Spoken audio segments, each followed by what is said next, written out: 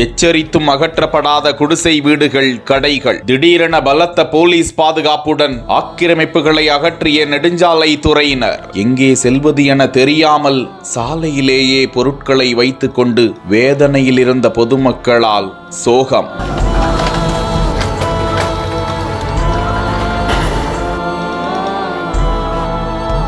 திருப்பத்தூர் மாவட்டம் வாணியம்பாடி அடுத்த வெள்ளையாம்பட்டு பகுதியில் நெடுஞ்சாலை துறைக்கு சொந்தமான இடத்தில் பல வருடங்களாக சிலர் குடிசை வீடுகள் மற்றும் கடைகளை கட்டி ஆக்கிரமிப்பு செய்திருந்தனர். இந்நிலையில் இந்த ஆக்கிரமிப்புகளால் வெள்ளையாம்பட்டு பகுதியில் அதிக அளவு போக்குவரத்து நெரிசல் மற்றும் விபத்து ஏற்படுவதாகவும் ஆக்கிரமிப்புகளை அகற்ற கோரி நெடுஞ்சாலை துறையினர் பலமுறை எச்சரித்து வந்தனர். ஆனாலும் ஆக்கிரமிப்பாளர்கள் இதற்கு செவிசாய்க்காமல் குடிசை மற்றும் கடைகள் அகற்றப்படாமல் இருந்து வந்த நிலையில் இன்று திருப்பத்தூர் நெடுஞ்சாலை கோட்ட பொறியாளர் முரளி உத்தரவின் பேரில் உதவி கோட்ட பொறியாளர் எழில் தலைமையில் நெடுஞ்சாலைத்துறை அதிகாரிகள் 2 JCB எந்திரம் மூலமாக அந்த பகுதிக்கு சென்று குடிசை வீடுகள், கடைகள் மற்றும் மரங்களை அகற்றினர். அப்போது அந்த பகுதியில் ஏராளமான பொதுமக்கள் குவிந்ததால் பதற்றம் நிலவியது. தொடர்ந்து வாணியம்பாடி துணை காவல் கண்காணிப்பாளர் விஜயகுமார் தலைமையிலான போலீசார் அந்த பகுதியில் குவிக்கப்பட்டனர். குடியிருப்பு கடைகளை அகற்றிய போது அந்த மக்கள் எங்கே செல்வது என தெரியாமல்